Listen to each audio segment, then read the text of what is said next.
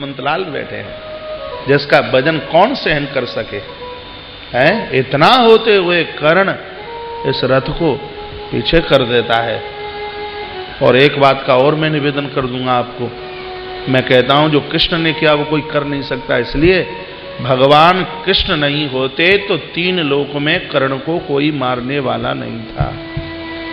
भगवान अर्जुन के पक्ष में भीष्म बाबा के लिए नहीं, द्रोणाचार्य के लिए नहीं, कर्ण के लिए भगवान है। कर्ण को जीतना तो यह कोई साधारण बात नहीं है। तो मेरा यह प्रसंग चल रहा है कि सर्वधर्मान परित्यज्य मामेकं शरणं व्रज।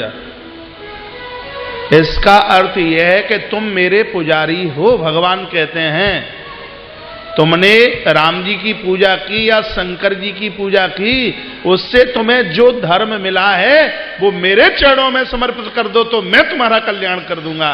भगवान ये नहीं कहते कि तुम सब देवताओं को ठुकरा करके मेरे पास आ जाइए। भगवान का कहना है कि तुम मेरे हो भक्त, तुमने और देवताओं का पूजन किया, उससे तुम्हें जो धर्म मिल रहा है उसको समर्पित करते हुए मेरे दरबार में आ जाइए, तुम्हारा हम कल्याण कर दें। और हमें तो किसी देवता में अपूर्णता बिल्कुल लगती नहीं है। देखिए, हम भक्त इसलिए नहीं है कि हम तराजू लगा दें, और देवों के लिए तराजू लगाना अधिकार यह हमारा नहीं है। हमारे पास इतनी बुद्धि नहीं, हमारे पास इतनी क्षमता नहीं, हम देवों के लिए तराजू लगा दें कि कौन बड़ा है कौन छोटा है। नहीं, अन्याय हो जाएगा, गलती हो जाएगी। कृष्ण पधारे, बड़े भाव के साथ कथा सुनिए। परमात्मा आए, भगवान श्री कृष्ण।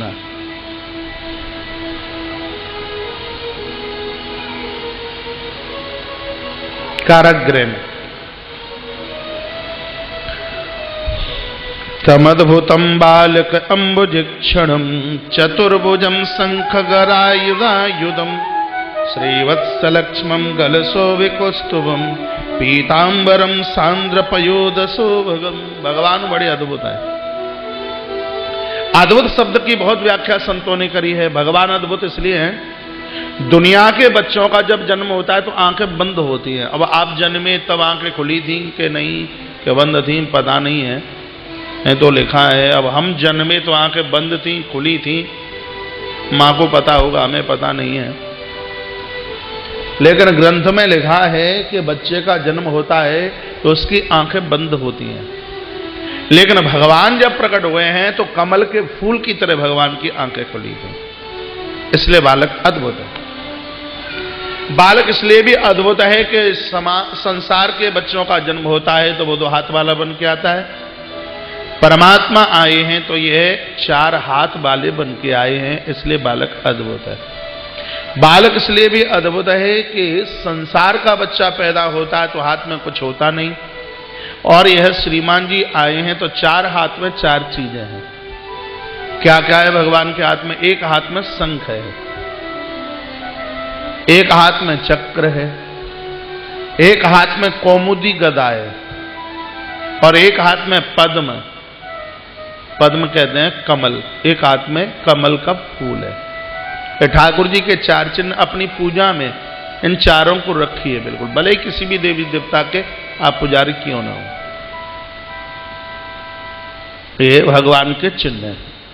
शंख का वर्णन ऋग्वेद में किया गया, इसकी ध्वनि समष्टि का कल्याण करती है। शंख बड़ा प्रभावी है। आपके घर में कोई बच्चा तुतुला है, बोलता नहीं है ठीक से, साल 2 साल 3 साल का, मैंने तो 4-5 साल के बच्चों को भी ठीक होते हुए देखा है, सुनता तो है लेकिन वह बोलता नहीं, तो आप शंख में रात को गंगा जल भरिए। श्रीमद् भागवत में एक श्लोक है ध्रुव स्तुति का, योऽन्तः प्रविश्य मम वाच में माम प्रसुप्ताम संजीवयत् अखिल शक्ति। यह श्लोक को आप भोजपत्र के ऊपर लिखकर कलावे से शंख के ऊपर बांध दीजिए। एक 1.25 महीना, लगभग 40-45 दिन आप वह गंगा जल ना बोलने वाले बच्चे को आप पिलाइए, चमत्कार हो जाएगा। शंख का बड़ा प्रभाव। शंख बजाने वालों लोगों के वैसे भी गले बड़े पहने हो जाते, मधुर हो जाता है, अलाय बलाय नहीं रहती। आरती तो संघ के बिना होती नहीं है, भगवान की आरती संघ के बिना नहीं होती। सत्यनारायण भगवान की कथा नहीं होती संघ के बिना। शंख तो वैसे भी श्रीवर्धक है, साउथियन दक्षिणी शंख, उसको श्रीवर्धक माना गया। पूजा में बहुत सदुपयोगी है शंख। अपने अपने मंदिर में पूजा में भगवान का शंख रखिए। दूसरा है चक्र। चक्र के द्वारा भगवान भक्त की रक्षा करते हैं, और कौमुदी गदा के द्वारा भगवान दुष्टों का विनाश करते हैं। कमल के द्वारा भगवान नवदा भक्ति का प्रयोग, नवदा भक्ति का उच्चारण करते हैं। कमल के द्वारा, कमल एक ऐसा फूल है, इसका जन्म कीचड़ में होता है, लेकिन कीचड़ की कोई बूंद इसको छू नहीं पाती। भगवान को पुष्पत से प्रिय है, ये तो आप पूर्व से सुन ही चुके हैं। भगवान 4 हाथ वाले बन के आए। 4 हाथ वाले भगवान क्यों बन के आए? परमात्मा कहते हैं 4 हाथ मेरे 4 पुरुषार्थ हैं जो मैं लोगों को देता हूं, धर्म अर्थ काम और मोक्ष। 4 हाथ 4 अवस्था है, जागृति स्वप्न और सुषुप्ति। ठाकुर जी 4 हाथ वाले बनकर के आए। ये आपने कल सुनाइए, जब भगवान आए तब कारागृह के ताले खुल गए, हथकड़ी बेड़ियां टूट टूट करके नीचे गिर गई हैं। क्यों गिरी? क्योंकि यह बालक ब्रह्म है, परमात्मा है। जब जीवन में ईश्वर चल करके आता है तो वहां किसी भी प्रकार का बंधन नहीं रहता, व्यक्ति मुक्त हो जाता है। घर गृहस्थी में रहते हुए भी आप तीर्थ जाते रहते हैं, आप धाम जाते रहते हैं, आप मठ मंदिर जाते रहते हैं, भजन के लिए भी, जप के लिए आप समय निकाल लेते हैं, तो आप समझ लीजिए कि आप माया से ऊपर हैं। माया आपकी दासी है। संसार को नीचे रखिए, ईश्वर को ऊपर रखिए। ठीक है, नोटों के बिना, पैसों के बिना काम नहीं चलता। यह कथा सुनकर के मान लीजिए कि भगवान का भजन करना मजबूरी नहीं है, अब व्यापार करना मजबूरी है। परिवार चलाना है, इसलिए व्यापार करना मजबूरी है। मंदिर जाना, भजन करना, कथा में जाना, ये मजबूरी नहीं है, ये तो आनंद है, ये तो भगवत कृपा है, ठाकुर जी की कृपा है। कभी कभी लोग सत्संग में जाना मजबूरी समझ लेते हैं। नौता आया है, नहीं जाएंगे तो सामने वाले रूठ जाएंगे, फिर वह हमारे यहाँ नहीं आएंगे। ऐसे मजबूरी से कहीं नहीं जाइए, अपना भाग्य समझ करके आप वहां पहुंचिए कि मेरा बड़ा भाग्य है, परमात्मा का बुलाओ। एक बात और मैं आपको निवेदन करूंगा, जहां आप सत्संग में, आप तीर्थ में, आप मठ मंदिर जाते हैं, ये आप कार्ड से नहीं जाते। कार्ड तो कितना भी कीमती छपवा लेना, निमंत्रण पत्र के द्वारा नहीं कोई आ सकता, क्योंकि इन आयोजनों में वही लोग पहुंचते हैं जिनको भगवान ने बुलाया है। जिनके लिए परमात्मा का बुलावा नहीं है वो नहीं पहुंच सकते महाराज। अपने भाग्य की सराहना करना। अब तो हम वह जिंदगी जी रहे हैं, व्यापार करना हमारे लिए मजबूरी है। परमात्मा के धाम में, भगवान के कथा में जाना, ये तो हमारे लिए बहुत आनंद की बात है, कृपा है, ठाकुर जी की पूरी कृपा है। ऐसा सोचें, समझ लीजिए, फिर आप मुक्त हैं। सब कुछ होते हुए आदमी जकड़ा हुआ है, कहीं जा नहीं सकता, कहीं आ नहीं सकता। ये घर गृहस्थी के काम धाम में मुझे लगता है बोर तो आप भी होते होंगे, है? उसमें से कुछ तो समय निकालिए, कुछ समय निकालिए। ये माया के शिकंजे में कौन फंसते हैं? जो ईश्वर से दूर भाग रहे हैं। परमात्मा के चरणों में माया का जाल उनके ऊपर तो पड़ ही नहीं सकता। नहीं आ रही होगी बात समझ में? लक्ष्मी मैया, आपको बोल रहा हूं, मांडुक्य उपनिषद में एक सूत्र है। एक मछुआरा मछली पकड़ने को जाता है और वह नदी में जाल डालता है। उस जाल में वही मछलियां फंसती हैं जो मछुआरे से दूर भागती हैं। कुछ मछली इतनी होशियार होती हैं कि जाल में फंसने की वजह से वह मछुआरे के पामों में ही इर्द गिर्द आकर के छिप जाती हैं। जो मछलियां दूर भागी वो मछुआरे के जाल में फंस गई, लेकिन जो मछलियां मछुआरे के पामों के इर्द गिर्द घूमती रहीं वह उस जाल में फंसने से बच गई। ये मछली और जाल की कथा नहीं सुना रहा।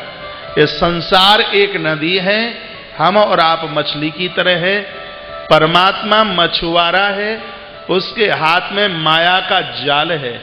जब वो इस संसार में माया का जाल डालता है, इस माया के जाल में वही लोग फंसते हैं जो मछली की तरह मछुआरे से दूर भागे हैं। लेकिन जो मछलियां मछुआरे के पास थी वो जाल में नहीं फंसी। उसी प्रकार से जो लोग परमात्मा के चरणों के इर्द उर्द घूमते हैं वो माया के जाल में कभी फंस ही नहीं सकते, माया कभी उनको बांध ही नहीं सकती।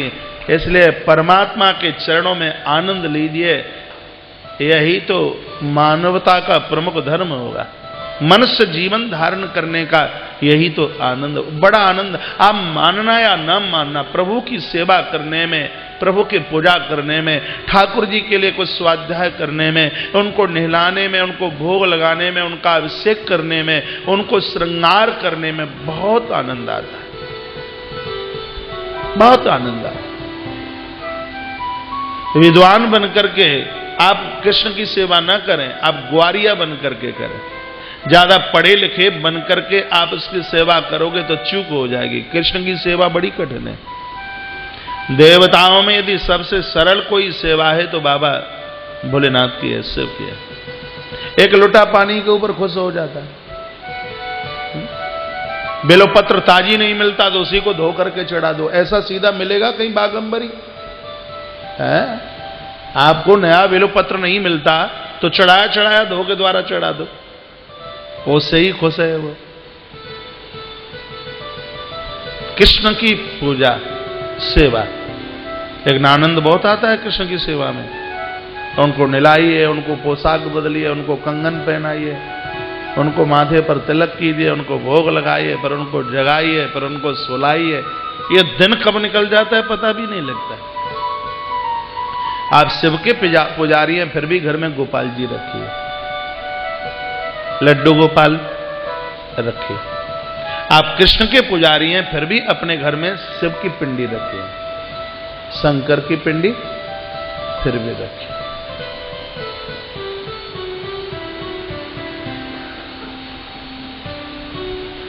बोली बांके बिहारी लाल की, कृष्ण कन्हैया लाल की जय। जय जय जय जय जय जय। ईश्वर के चरणों में रहोगे तो माया की मार से हम और आप हमेशा के लिए बच जाएंगे। इसलिए हथकड़ी बेड़ियां टूट टूट करके नीचे गिर गई हैं। द्वारपाल जो जागे थे वो सो गए हैं। और ये कल आपने सुन ही लिया है कि भगवान को गोकुल पहुंचाया गया। भगवान गोकुल पहुंचे, आए मथुरा में चले गए गोकुल। क्यों? कारण है, मथुरा में अहंकारी कंस रहता है और गोकुल में बाबा नंद रहते हैं। दूसरों को कष्ट दे उसको कंस कहते हैं और दूसरों को जो आनंद दे उसको नंद कहते हैं। कंस और नंद में यही तो अंतर है। दूसरों को परेशान करे, कसाई शब्द से कंस बनाए और आनंद शब्द से नंद बनाए। जो सबको आनंद देते हैं, जो सबको प्रेम स्नेह देते हैं, उन लोगों को ईश्वर को बुलाना नहीं पड़ता। परमात्मा बिना बुलाए उनके हृदय के गोकुल में आकर के प्रकट हो जाते हैं। सबको आप आनंद देना तो सीख लीजिए। आनंद को स्वयं ही गठरी बांध करके लेकर के न ढोए, इसको तो बांटो बांटो। ये संत मुझे एक बात से बहुत प्यारे लगते हैं, ये आनंद को बांटते बहुत है। ये जहां पहुंचते हैं वहीं उत्सव हो जाता है। ये जहां पहुंच जाए बाबा जी उसी दिन लगता है कि रामनवमी आज है। जहां ये पहुंच जाए वहीं ये लगता है कि जन्माष्टमी आज। जहां ये पहुंच जाए वहां ये लगता है नहीं आज नवरात्रा आज ही है। जहां ये पहुंच जाए वहां शिवरात्रि वहीं दिवाली जैसी लगती है। वो आनंद बांटते हैं, वो वितरित करते हैं। माताओं, आप भी अपनी एक टोली बनाइए, एक मंडली बनाइए और उसका नाम रख दो गोपी मंडल। 8 दिन में एक दिन कोई ऐसा चुन लीजिए है, उस दिन कीर्तन होवे, 10, 20, 50, 25 बाई इकट्ठी होवे, कीर्तन होवे है, भगवान का नाम लिया जाए, सुंदरकांड हो जाए, कुछ हो जाए। तो उसके माध्यम से आपके द्वारा ये समझ लीजिए कि आनंद का वितरण हो रहा है। और जब महाराज हम बुद्धि को यशोदा और मन को नंद बना देंगे, उसी समय हृदय गोकुल बन जाएगा। और जब हृदय गोकुल बन जाएगा तब गोविंद को बुलाना नहीं पड़ेगा, परमात्मा बिना बुलाए अपने आप चल करके आ जाएगा। इसलिए भगवान मथुरा छोड़ करके श्री गोकुल चले गए हैं। नंद बाबा गाय की सेवा करते हैं और गाय गोपाल की धरोहर है, इसलिए भी भगवान श्री गोकुल पहुंचे। गोकुल के कई अर्थ हैं। गोकुल का अर्थ होता है पवित्र इंद्रियों का समूह। गौ माने इंद्रिय, कुल माने समूह। पवित्र इंद्रियों के समूह को गोकुल कहते हैं। गौ का अर्थ गाय, कुल माने समूह। गाय के समूह को भी गोकुल कहते हैं। गौ माने भक्ति, कुल माने समूह। भक्ति के समूह को भी गोकुल कहते हैं। गौ माने संत और कुल माने समूह। बाबा जी के संतों के झुंड को भी गोकुल कहते हैं। जहां इतनी सी चीजें होंगी वहां ईश्वर को बुलाना नहीं पड़ता, परमात्मा बिना बुलाए उस स्थान पर चल करके आ जाता है। इसलिए भगवान श्री गोकुल पहुंचे हैं। और गोकुल में नंद राय के यहां एक बेटी को जन्म भयो। बिटिया को लेकर के श्री वसुदेव जी महाराज मथुरा पधारे। मथुरा के कारागृह में ज्यों ही प्रवेश किया है, देवकी माता के हाथ में उस बिटिया को दिया तो हथकड़ी बेड़ियां पांव में गिर गई हैं।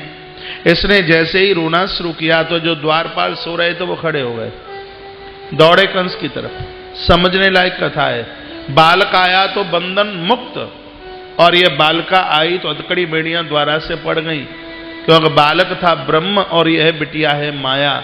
जब जीवन में माया का चक्कर चल करके आता है ना तो व्यक्ति बंध जाता है। ये माया का चक्कर बड़ा खतरनाक है। पूरा का पूरा 84 का चक्कर है ये माया वाला चक्कर। 84 का चक्कर है, इसमें आदमी घूम रहा है। थोड़ी देर के लिए बड़ा सुख सा लगता है। ये नोटों का सुख तो ऐसे समझ लेना जैसे दाद खाज हो गई हो, है? जितनी देर तक, थोड़ी देर तक उसको खुजलाया जाए तो बड़ा अच्छा लगता है, लेकिन बाद में बड़ी जलन पड़ती है। जो पैसे का बहुत ज्यादा उपभोग करते हैं, बाद में जलन, इतनी बीमारियां आकर के उसको घेरती हैं। इसलिए संपत्ति का उपभोग नहीं, उसका तो सदुपयोग हो। माया बड़ी खतरनाक है। बोले बांके बिहारी लाल की जय हो, कृष्ण कन्हैया लाल की जय हो, जय जय श्री राधे, जय जय श्री राधे, जय जय। श्री राधे श्याम। माया रुलाती है। इसने बहुत बहुत योद्धाओं को, बड़े बड़े वीरों को रुलाया है इसने। माया है क्या जो नहीं है फिर भी होती सी नजर आ रही है, वही तो माया है। जहां ये है वहां व्यक्ति मुक्त नहीं, वहां व्यक्ति अपने आप में बना हुआ है, ऐसा ग्रंथ कहता है। देवकी माता के हाथ में दिया है हथकड़ी बंधन, फिर द्वारा से सब कुछ हो गया। द्वारपाल भागे दौड़े, कंस के पास पहुंचे, कहा महाराज की जय हो, 8वीं संतान का जन्म हो चुका है। स्वामी सुखदेव जी महाराज कहते हैं परीक्षित देखो कितने बड़े पगले हैं, ये अपनी ड्यूटी कर रहे हैं ये लोग। ड्यूटी तो ईमानदारी से करो, अपना भाग्य समझकर। देखिए सो करके दौड़ करके पहुंचे कि 8वीं संतान का जन्म हो चुका है। इन्हें ये नहीं पता कि 8वीं संतान तो गोकुल तक पहुंच गई। आधी रात्रि को कंस घबराता हुआ दौड़ता हुआ आया। बहिरंत प्रद्वार सर्वा पूर्वदाव्रता तद बाल धनिम श्रुता ग्रहपाला समुत था। ग्रहपाल द्वारपालों ने जब जाकर के कहा था बेटी की आवाज सुन करके, तो महाराज दौड़ करके कंस आया, कारागृह में प्रवेश किया और उस बेटी को छीनने की कोशिश की। तो तमाह भ्रातरम देवी कृपणाम करुणाम सती, माता देवकी रो पड़ी और हाथ जोड़ लिया। मां देवकी बहुत सीधी है, बड़ी भोली है। पहले की केकई है ना माता देवकी, केकई मां भी बहुत सीधी बात बोली, वो तो बीच में मंथरा चल करके आ गई, इसलिए ऐसा हो गया। नहीं तो राम मां केकई को बड़े प्रिय है। वही केकई माता यहां के देवकी बन गई कैसे? एक बार की बात थी, बगीचे में भगवान ने मां की आंख बंद की है। केकई माता ने कहा बेटा कौन सा है, आंख तो खोल। राम जी ने कहा माँ आंख तब खोलूंगा, पहले मुझे कुछ चाहिए, बता देगी कि नहीं। माँ देवकी रो पड़ी। कहा राघव प्राण भी हाजिर है, बोल क्या चाहिए। कहा पिताजी गद्दी का मालिक बनाना चाहते हैं, लेकिन मैं तो निशाचरों के उद्धार के लिए आया हूं, मैया मेरे लिए वनवास मांग लेना। माँ के कई धड़ाम से नीचे चेत होकर के गिर पड़ी। राम जी ने खड़ा किया। कहा माँ अब के भले ही मैं कौशल्या माता के उदर से पैदा हुआ हूं, लेकिन मैं वायदा करता हूं कि आने वाले समय में द्वापर में तू मेरी माता देवकी और मैं तेरा पुत्र कृष्ण बन करके धरती पर आऊंगा। ये भगवान ने वायदा किया। वही तो माता के कई देवकी बन के आई। तमा भ्रातरम देवी कृपणाम करुणाम सती। मां देवकी रो पड़ी है और कहा भैया तूने निरपराध मेरे पुत्रों को मार डाला, मैं कुछ कर नहीं पाई, मेरे एक संतान उदर में समाप्त हो गई। इस बेचारी को पता ही नहीं है कि तेरी 7वीं संतान रोहिणी के गर्भ पहुंची, इसको नहीं पता। बहुत सीधी है, बहुत बोली है। कहती है देवकी माता भैया 8वीं संतान में एक बेटी है, इसको तू काय के लिए मार रहा है। मेरे बच्चों की मौत हुई इसका मुझे कम दुख है, लेकिन इस अपराध से परमात्मा तुझे माफ नहीं करेगा, ये मुझे बहुत ज्यादा दुख है। कौन ऐसी बहन होगी जो अपने भाई की दुर्गति देख सके, अपने भाई की परेशानी देख सके, अपने भाई की आंख में आंसू देख सके? कोई बहन। ये अनूठा एक स्नेह और प्रेम है, वो तो बहन और भाई का ही है। इससे पावन रिश्ता कोई दूसरा देखने को नहीं आता। आगे मैं सुनाऊंगा आपको परसों की कथा में।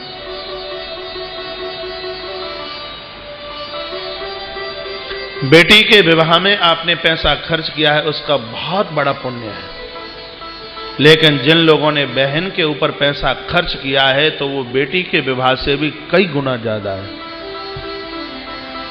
बहन के बच्चों का विवाह होता है, आप खुले दिल से वहां कुछ कीजिए।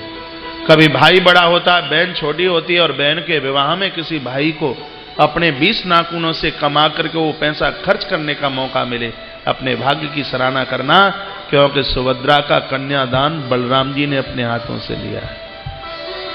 मंडपम के नीचे बलभद्र हैं बलराम, सुभद्रा का कन्यादान किया। बलराम रो पड़े। कहा बहन सुभद्रे इस समय तू मुझसे जो मांगेगी मैं दूंगा, मैंने तेरा कन्यादान लिया, बोल क्या चाहिए तुझे। सुभद्रा की आंखें भर आई। सुभद्रा ने कहा भैया मुझे भय लग रहा है, मुझे डर लग रहा है, कल युग आने वाला है, पता नहीं लोगों की क्या स्थिति होगी, और मैं अपने दोनों भाइयों से अलग होना नहीं चाहती। मुझे यह वरदान में दे दो कि आने वाले कलयुग में भी हम तीनों के तीनों एक ही जगह रहें। बलराम जी ने कहा ऐसा ही होगा। आज कलयुग में तीनों के तीनों समुद्र के किनारे भगवान जगन्नाथ के रूप में विराजित हो गए। आप जाते हैं भाइयों के साथ में भगनी बैठे, भाई बहन में अनबन है, आपस में बोलते नहीं है, तो जगन्नाथ धाम कभी भी मत जाना। जगन्नाथ धाम का मंत्र यह है, कहता है कि जितना स्नेह प्रेम हम में है, तुम बहन भाई भी उतने ही स्नेह प्रेम के साथ रहो, तब तो जगन्नाथ यात्रा का कोई मतलब है नहीं। कभी भी मन जाना, कुछ भी होने जाने वाला नहीं है। यह तो ऐसा रिश्ता है, पावन रिश्ता, इसके बड़ाई के लिए शब्द नहीं, पूर्ण रूप से भाई बहन के लिए समर्पित होता है। बहन भाई के उज्जवल भविष्य की हर क्षण हर पल कामना करती रहती है। बहन